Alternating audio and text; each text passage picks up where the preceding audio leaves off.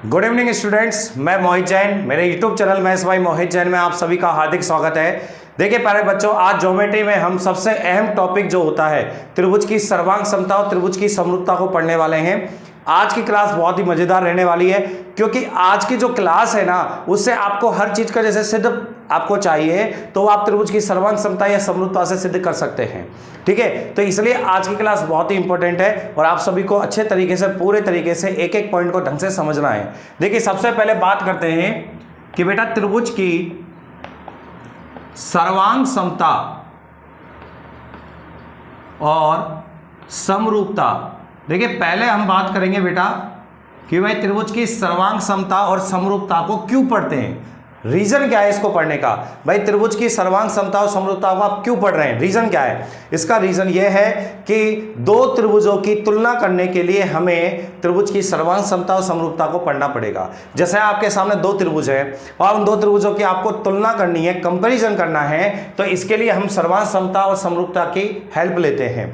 अब देखिए सर्वांग समता का मतलब क्या होता है। सर्वांग समता का मतलब होता है प्यारे बच्चों, सर्व प्लस अंग प्लस समान, जिसके सभी अंग समान हो।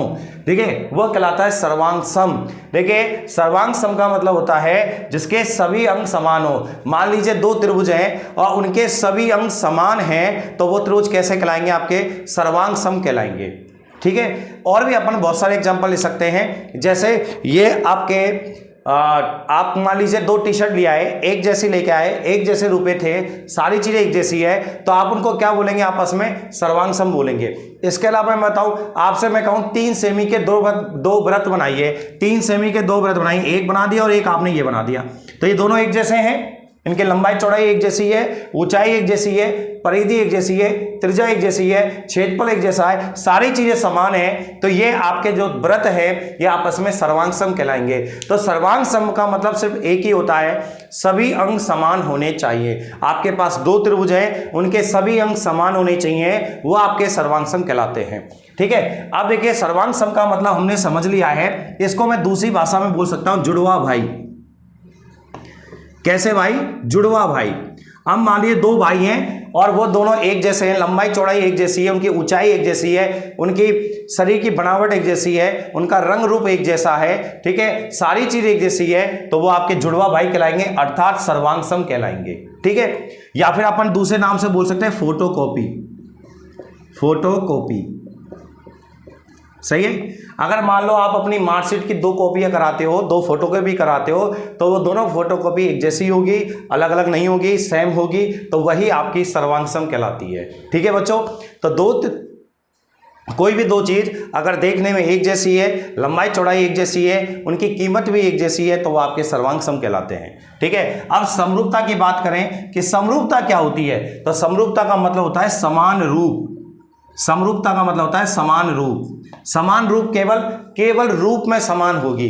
अब रूप में कैसे समान होगी मैं बताता हूं आपको। आप गणेश जी की मूर्ति है आपके पास, आपने देखा एक गणेश जी की मूर्ति छोटी है और एक गणेश जी की मूर्ति बड़ी है, दोनों ही गणेश जी की मूर्ति है। जैसे एग्जांपल बताता हूं आपको, गणेश जी की मूर्ति है आपके पास, गणेश जी की मूर्ति एक तो छोटी है और एक क्या है, बड़ी है, बड़ी है।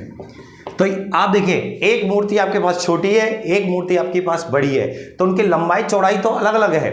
आपको दिख रहा है एक छोटी एक बड़ी है, तो लंबाई चौड़ाई तो अलग अलग होगी, लेकिन उनका रूप समान होगा। वो भी गणेश जी की मूर्ति है, वो भी गणेश जी की मूर्ति है, तो दोनों देखने में तो एक समान होगी, मतलब रूप में समान होगी, लेकिन लंबाई चौड़ाई में समान नहीं होगी। किसमें, समरूपता के अंदर।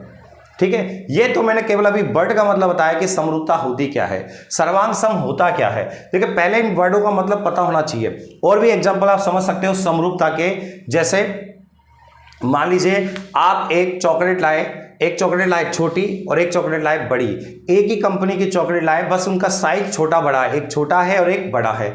और भी एग्जांपल अपन समझ सकते हैं, जैसे आप रामायण देखते हो, तो रामायण में आपने देखा है हनुमान जी छोटे होते हैं पहले, फिर बाद में जब वो राक्षस नहीं आती है सामने, राक्षस या जो भी आता है, दानव वानव जो भी आते हैं, तो उसके सामने फिर अपना रूप क्या कर लेते हैं, बड़ा। तो केवल रूप में समान है, वो तो है तो हनुमान जी, वो भी छोटे वाले भी एक जैसे दिख रहे थे, बड़े वाले भी एक जैसे दिख रहे थे, एक समान दिख रहे थे। लेकिन उनका फर्क आ गया साइज का। तो यहां पर केवल साइज का फर्क होता है, बाकी रूप में समान होते हैं। यहां पर रूप में भी समान होते हैं और साइज में भी समान होते हैं। ये आपका सर्वांग सम होता है। तो ये तो डिफरेंस आपको बताया एक एग्जाम्पल के साथ। अब हटाता हूं मैं, एग्जाम्पल आप जरूर लिख लेना जिससे आपको क्लियर है, ठीक है। एग्जाम्पल आप लिखते रहे जिससे एग्जाम क्लियर रहे कि भाई सर्वांग सम क्या है, समरूपता क्या है। अब बेटा आगे बढ़ते हैं, अब आगे बढ़ते हैं। आज हम पढ़ते हैं सर्वांग समता, फिर अगर टाइम बचेगा तो समरूपता भी पढ़ेंगे साथ में ही। तो पहले हम पढ़ते हैं बेटा सर्वांग समता, कि सर्वांग समता क्या होती है, कि त्रिभुज की सर्वांग समता क्या है। तो देखिए सर्वांग समता का मतलब मैंने आपको बता दिया, जिसके सभी अंक समान हो वो सर्वांग सम होते हैं, ठीक है। सर्वांग सम का मतलब क्या होता है, जिनके सभी अंक समान हो, ठीक है। अब देखिए सबसे पहले हम यहां पर 4 नियम पढ़ते हैं। हम यहां पर त्रिभुज की सर्वांग समता के 4 नियम हैं। 4 नियम क्या हैं? ये 4 नियम ये बताते हैं कि 2 त्रिभुज सर्वांग सम है या नहीं, आपको पता करना है। जैसे मैं आपके सामने बोल दूं कि 2 त्रिभुज हैं, 2 त्रिभुज सर्वांग सम है या नहीं, पता करने के लिए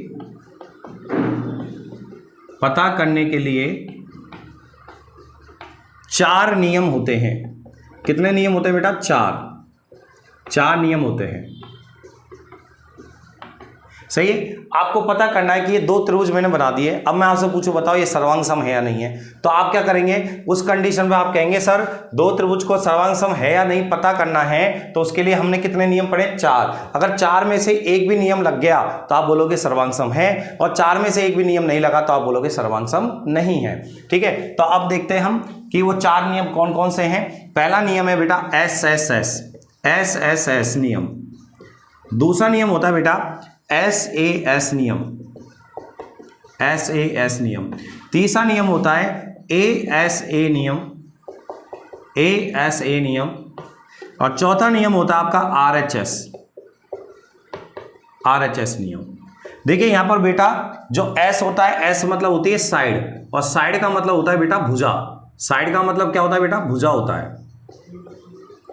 A से मतलब होता है एंगल मतलब होते हैं कोण। एंगल मतलब क्या होता है? कोण, ठीक है। और यहां पर देखो ये R आया है, R मतलब होता है राइट एंगल। R मतलब होता है राइट एंगल, और राइट एंगल मतलब होता है समकोण। राइट एंगल होता है बेटा समकोण, ठीक है। और एक होता है H होता है हाइपोटेनस। हाइपोटेनस मतलब होते हैं कर्ण, ठीक है। तो ये सारे नाम मैं आपको बता दिए ताकि आपको याद रखने में दिक्कत ना हो, है ना, समझ गए। त्रिभुज की सर्वांग समता को सिद्ध करने के लिए अपने पास 4 नियम है। पहला SSS, SAS, ASA और RHS। R का मतलब होता है समकोण, S से मतलब होता है कर्ण, और S मतलब होता है भुजा। समकोण कर्ण भुजा नियम, ये होता है आपका कोण भुजा कोण नियम। ये होता है भुजा भुजा भुजा नियम। ये होता है भुजा कोण भुजा नियम, ठीक है। स्क्रीनशॉट ले लें ताकि मैं आगे बढ़ सकूं। स्क्रीनशॉट ले लें ताकि आगे बढ़ें। अब एक एक करके हम नियम को पढ़ते हैं। ये नियम को कैसे लगाया जाता है, क्या होता है क्या नहीं होता है। तो ठीक है, मैं हटा रहा हूं इसको, आपने स्क्रीनशॉट ले लिया होगा। अब आगे बढ़ते हैं बेटा। अब देखिए पहला नियम जो आता है आपका, वो आता है बेटा SSS नियम। अब SSS नियम से हमें पता लग रहा है भुजा भुजा भुजा नियम। भुजा भुजा भुजा नियम। देखिए आपके सामने 2 त्रिभुज हैं, एक त्रिभुज है ABC और एक त्रिभुज आपके पास PQR। ये मान लीजिए 2 त्रिभुज हैं, ठीक है। और ये वाली भुजा 5 सेमी है, ये वाली भुजा 6 सेमी है, और मान लो ये वाली भुजा 7 सेमी है। और इसकी भुजाएं भी बेटा ये 5 सेमी है, ये 6 सेमी है, और ये 7 सेमी है, सही है। तो आपने क्या देखा, इसकी ये वाली भुजा बराबर है, दूसरी वाली भुजा भी बराबर है, तीसरी वाली भुजा भी बराबर है। मतलब तीनों भुजाएं इसकी और तीनों भुजाएं इसकी आपस में बराबर है। तो नियम लग गया आपका SSS, मतलब भुजा भुजा भुजा नियम, सही है। कैसे लग गया? क्योंकि एक भुजा बराबर है, दूसरी भी बराबर है, तीसरी भी बराबर है, तीनों भुजाएं आपस में बराबर हैं। तो आप इसमें कौन सा नियम लग गया? भुजा भुजा भुजा नियम। तो आप क्या कहेंगे कि जो त्रिभुज ABC है, ये त्रिभुज ABC है, ये सर्वांग सम होगा त्रिभुज किसके? PQR के। बेटा ध्यान रखना ये सर्वांग सम का चिन्ह होता है, ठीक है। किसका चिन्ह होता है? ये सर्वांग सम का। इसका मतलब होता है ये, इसका मतलब होता है बराबर है, दोनों त्रिभुज बराबर हैं। और इसका मतलब होता है कि वो रूप में भी समान है, वो देखने में भी समान है, ठीक है। तो इसको बोलते हैं सर्वांग सम। ओके, तो त्रिभुज ABC सर्वांग सम है त्रिभुज PQR के। कब है? जब तीनों भुजाएं इसकी और तीनों भुजाएं इसकी आपस में बराबर हो, तो आप वहां बोल सकते हो कि सर SSS नियम लग जाएगा, मतलब दोनों त्रिभुज सर्वांग सम हो जाएंगे। ओके, चले आगे भाई, चले आगे नेक्स्ट। अब देखिए मैं आपको एक बात और बताता हूं इसके साथ, हटा दें इसको। अब देखिए इस नियम का मैं यूजेज बता देता हूं आपको। इस नियम को आप कहां लगा सकते हैं? एक एग्जांपल देखते हैं इस नियम के। मान लो एक समद्विबाहु त्रिभुज है, मान लीजिए एक समद्विबाहु त्रिभुज है, ये भुजा आपकी 10 है, ये भुजा आपकी 10 है और ये भुजा आपकी 8 है, सॉरी ये भुजा आपकी 12 है। ये भुजा 10 है, ये भुजा 10 है और ये भुजा 12 है, मान लीजिए, ठीक है। आपने क्या करा? यहां से लंब खींचा। क्या खींचा? यहां से लंब। तो यहां से जब आप लंब खींचोगे या आप माध्यिका खींचोगे तो वो एक ही आएगी या अलग अलग आएगी? तो आप कहेंगे सर ये आपकी लंब और माध्यिका एक ही आएंगे। क्यों? यही आपका लंब होगा और यही आपकी माध्यिका होगी। ये बात मैं आपको पहले समझा चुका हूं कि जब भी लेफ्ट और राइट वाली भुजाएं बराबर हों, जब भी लेफ्ट और राइट वाली भुजाएं बराबर हो, तो यही आपका लंब होता है और यही आपकी माध्यिका होती है। तो ये आपका लंब भी है और माध्यिका भी है। अगर ये माध्यिका है तो ये मध्य बिंदु होगा, तो ये भुजा 6 होगी और ये भुजा 6 होगी। क्लियर है? अब आप देखिए ये भुजा 10 है, ये 6 है, तो ये कितनी होगी? 8। क्योंकि हम जानते हैं समकोण त्रिभुज की भुजाएं 3, 4, 5 होती हैं और 3, 4, 5 समकोण त्रिभुज की भुजाएं होती हैं। इसको 2 से गुना कर देंगे तो क्या आएगा? 6, 8 और 10। सही है? तो ये आपकी 10 है, ये 6 है, तो कितनी हो जाएगी? 8 हो जाएगी। ठीक है। अब आप प्यारे बच्चों देखिए इन दोनों त्रिभुजों को, देखिए इन दोनों त्रिभुजों को जब आप देखेंगे, ये भुजा 10 है, ये भी 10 है। सही है? ये भुजा आपकी 6 है, ये भुजा भी 6 है और ये भुजा आप में देखिए कॉमन है, इसमें भी आ रही है 8 है और इसमें भी 8 है। तो मतलब इस त्रिभुज की तीनों भुजाएं और इस त्रिभुज की तीनों भुजाएं आपस में बराबर हैं। और अगर इस त्रिभुज की तीनों भुजाएं इस त्रिभुज की तीनों भुजाओं के बराबर है तो ये दोनों त्रिभुज सर्वांगसम होंगे। कैसे होंगे बेटा? सर्वांगसम होंगे। तो ऐसे लगता है SSS नियम। ठीक है, आपको समझ में आ गया होगा। ये भुजा 10 है, ये भी 10 है, ये भुजा 6 है, ये भी 6 है और ये भुजा 8 है, इसमें भी 8 है और इसमें भी 8 है। तो दोनों त्रिभुज की तीनों भुजाएं आपस में बराबर हैं, इसलिए यहां बोलेंगे दोनों त्रिभुज सर्वांगसम होंगे। और अगर ये दोनों त्रिभुज सर्वांगसम होंगे तो इनकी सभी चीजें बराबर होंगी। सभी चीजें बराबर होंगी मतलब क्षेत्रफल बराबर होगा, परिमाप बराबर होगा, अंतर्वृत्त की त्रिज्या बराबर होगी, परिवृत्त की त्रिज्या बराबर होगी, बहिर्वृत्त की त्रिज्या बराबर होगी, माध्यिकाओं की लंबाई बराबर होगी, शीर्षलंब की लंबाई भी बराबर होगी। तो मतलब जो भी सारी चीजें और कोण भी आपस में बराबर होंगे। अगर मैं आपसे कहूं ये 70 डिग्री का कोण है तो बेटा ये भी कितने का होगा? 70 का। तो ये बेटा कितने का? 90 का। तो ये कितना बचा? 20 और ये भी कितने का बचेगा? 20। सही है? तो इस तरीके से ये दोनों त्रिभुज सर्वांगसम होंगे तो सभी चीजें इनकी समान हो जाएगी। तो मैंने केवल आपको यूजेज बताया है कि आप SSS नियम को कैसे यूज कर सकते हैं। दूसरा नियम आता है आपका ASA नियम, सॉरी SAS नियम। पहले इसको पढ़ते हैं। SAS नियम क्या है? दो भुजाएं बराबर होनी चाहिए। दो तो क्या बराबर होनी चाहिए? भुजाएं, और उनके बीच का कोण बराबर होना चाहिए। जैसे आपके सामने एक त्रिभुज है ABC, एक त्रिभुज है आपके सामने PQR। अगर आपको बोला जाए ये भुजा 10 है और मान लो ये भी क्या है? 10। ये भुजा आपकी 12 है और ये भुजा भी कितनी है? 12। ठीक है, मान लीजिए ऐसा है। और ये आपका जो कोण है ये 70 डिग्री है और बेटा ये भी कोण 70 डिग्री है। तो आपने क्या देखा कि आपने ये देखा कि दो तो भुजाएं बराबर हैं बराबर, और एक क्या बराबर है? उनके बीच का कोण। कोण हमेशा उनके बीच में होना चाहिए, ध्यान रखना। दो भुजाएं बराबर होनी चाहिए और बीच का क्या बराबर होना चाहिए? कोण, क्योंकि इसका नाम ही यही है, भुजा कोण भुजा नियम। तो दो तो भुजाएं बराबर हों तो दो भुजाएं आपको दिखनी बराबर हैं और बीच का क्या बराबर होना चाहिए? कोण बराबर होना चाहिए। अगर बीच का कोण बराबर है तो आप बोलोगे कि त्रिभुज ABC सर्वांगसम होगा त्रिभुज PQR के। दोनों त्रिभुज आपस में सर्वांगसम होंगे, लेकिन आप तभी बोलोगे जब तो दो भुजाएं बराबर हों और उनके बीच का कोण बराबर हो, तब आप क्या बोलोगे कि दोनों त्रिभुज सर्वांगसम होंगे। ठीक है, ओके, ध्यान रखना इसमें सबसे इंपॉर्टेंट पॉइंट क्या है कि जो कोण होना चाहिए इन दोनों भुजाओं के बीच में होना चाहिए। कोण जो होना चाहिए इनके बीच में होना जरूरी है, ध्यान रखना। ऐसा नहीं हो कि कोण ये वाला बराबर हो, तब बराबर नहीं होंगे, बीच का कोण होना चाहिए इन दोनों भुजाओं के, ठीक है। तो ये आपका दूसरा नियम। देखिए आपको लगाते कैसे वो भी आना चाहिए, सिर्फ लगाना सिखा रहा हूं मैं आपको, बाकी तो हमें नाम से पता लग रहा है क्या है नियम। तीसरा नियम देखते हैं बेटा। तीसरा नियम है ASA नियम। इसको ढंग से समझ लेना, इसमें बहुत अच्छी बात है आपको सीखने को मिलेगी। दो तो क्या बराबर होंगे, कोण।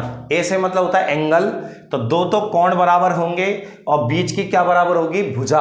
तो आपके दोनों त्रिभुज सर्वांगसम होंगे। तो हम देखते हैं, जैसे ही आपका त्रिभुज है ABC और एक त्रिभुज है आपका PQR, एक त्रिभुज ABC और एक त्रिभुज है PQR। मान लीजिए इसके दो कोण बराबर हैं, यहां पे दिख रहा है हमें एंगल, दो कोण बराबर हैं। मान लो ये वाला एंगल है 50 डिग्री 70 डिग्री, और मान लो ये वाला कोण है 70 डिग्री, और मान लीजिए ये कोण है 50 डिग्री और ये भी कितना है 50 डिग्री है, सही है। दो कोण बराबर हो गए, ये 70 है, ये भी 70, ये 50 है, मान लीजिए ये भी 50 है।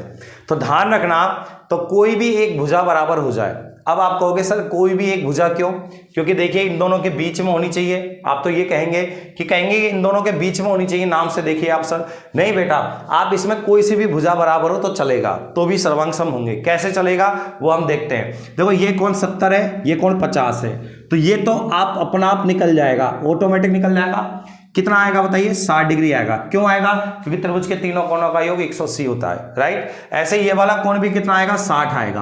अब आप देख पा रहे हैं कि तीनों कोण ही बराबर हो गए। जब दो कोण बराबर हो गए तो तीसरा तो अपना आप भी बराबर हो जाएगा, और तीसरा जब अपना बराबर हो जाएगा तो कोई सी भी भुजा बराबर हो जाए। मान लो ये भुजा 10 है और ये भुजा भी 10 है, तो भी आप कह दोगे सर ये नियम लग रहा है। कैसे लग रहा है, ए एंगल बराबर है, भुजा बराबर है और एंगल बराबर है, तो क्या आ गया नियम, ASA नियम। तो ASA नियम लग गया और इससे त्रिभुज ABC सर्वांगसम हो गया त्रिभुज किसके, PQR के। ओके बच्चों, तो ये दोनों त्रिभुज आपके सर्वांगसम हो जाएंगे। किसके नियम के तहत, दो जब कोण बराबर हो और बीच की भुजा बराबर हो, ठीक है। अब जरूरी नहीं है बीच की भुजा हो, आप उसमें कोई सी भी भुजा ले सकते हैं, यहां पर कोई सी भी ले सकते हैं। अगर दो कोण बराबर हो गए तो तीसरा तो अपना आप ही बराबर हो जाएगा, और जब तीसरा अपना आप बराबर हो जाएगा तो कोई भी भुजा बराबर हो जा, तो हम आराम से सर्वांगसम सिद्ध कर सकते हैं। तो स्क्रीनशॉट ले लें ताकि मैं आगे बढ़ता रहूं।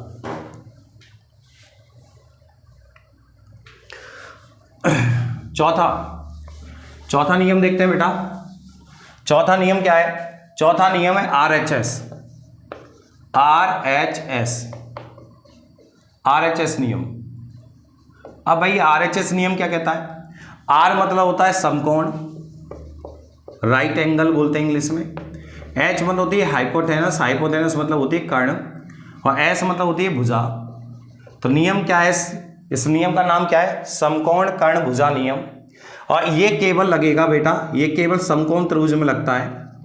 ये जो नियम लगता है ये केवल समकोण त्रिभुज में लगेगा और किसी में नहीं लगेगा। तो पहले हम समकोण त्रिभुज बना लेते हैं। ये देखिए बच्चों, ऐसे हमने एक समकोण त्रिभुज बना लिया, ये भी दो समकोण त्रिभुज। मान लीजिए एक तो क्या बराबर होनी चाहिए बेटा, कर्ण। एक तो देखिए समकोण होना चाहिए, समकोण का मतलब 90 डिग्री होना चाहिए। तो यहां पर ये 90 डिग्री है और यहां भी ये 90 डिग्री है, हो गया 90 डिग्री। एक क्या बराबर होनी चाहिए, कर्ण। मान लो ये कर्ण 13 है और इसकी भी कर्ण क्या है 13, और एक बराबर होनी चाहिए भुजा। अगर मान लो ये भुजा 5 है तो ये भी कितनी है, 5 मान लीजिए, ठीक है। अब आप देखिए, तो अगर ऐसा आपको कहीं भी दिखाई दे, ऐसा आपको कहीं भी दिखाई दे, तो बेटा आप देखिए इस नियम की वैसे कोई जरूरत नहीं है, इस नियम की वैसे कोई जरूरत नहीं है। अब कहोगे सर क्यों नहीं है, इसको पढ़ने की कोई जरूरत नहीं। कैसे, ये आपकी 13 है, ये भी 13 है, ये 5 है, ये 5 है। अब लगाओगे पाइथागोरस प्रमेय, और पाइथागोरस प्रमेय से आपको ये आ जाएगी 12 आ जाएगी, और इसमें भी पाइथागोरस प्रमेय लगाएंगे तो ये भी आ जाएगी 12। और आप देख पा रहे हैं कि इस त्रिभुज की तीनों भुजाएं और इस त्रिभुज की तीनों भुजाएं आपस में क्या हैं, बराबर हैं। और तीनों भुजाएं जब आपस में बराबर हैं तो आप लगाओगे कि सर इसमें पहला वाला नियम लग जाएगा SSS।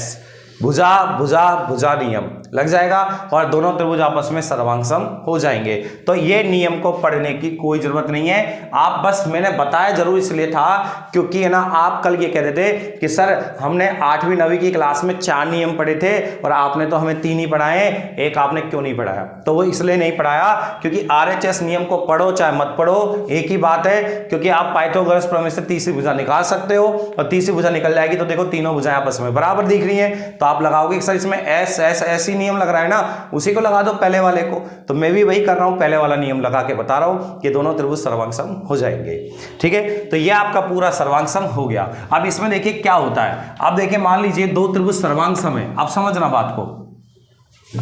यदि अब देखिए आपने सर्वांग सम तो सिद्ध कर लिया, अब सर्वांग सम सिद्ध करने के बाद हमें इसका क्या फायदा मिला, सर्वांग सम के फायदे, फायदे मतलब प्रॉफिट, क्या प्रॉफिट निकले।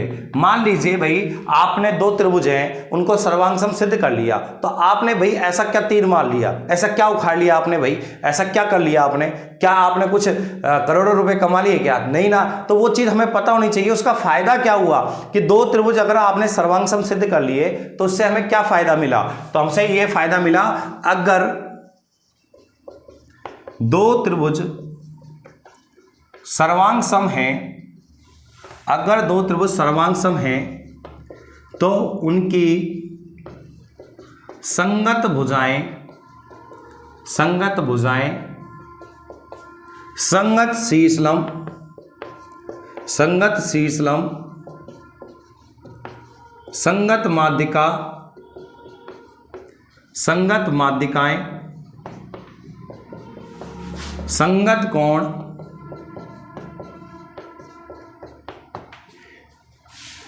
परिमाप,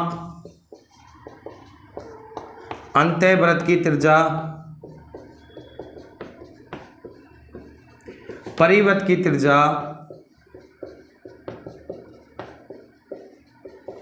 बहिर्वृत्त की त्रिज्या,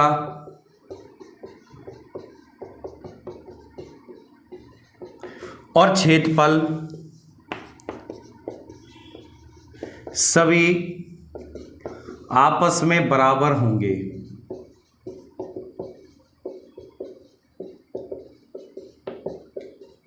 ठीक है, तो स्क्रीनशॉट ले लें, इसका ले लिया होगा आपने। अब मैं लाइन को समझा देता हूं आपने क्या किया। ठीक है, क्या है इस लाइन का मतलब, यदि दो त्रिभुज सर्वांग सम हैं, मान लो आपके पास दो त्रिभुज हैं ये सर्वांग सम हैं, आपने सिद्ध कर लिए। सिद्ध करने के लिए अपने पास कितने नियम हैं, 4।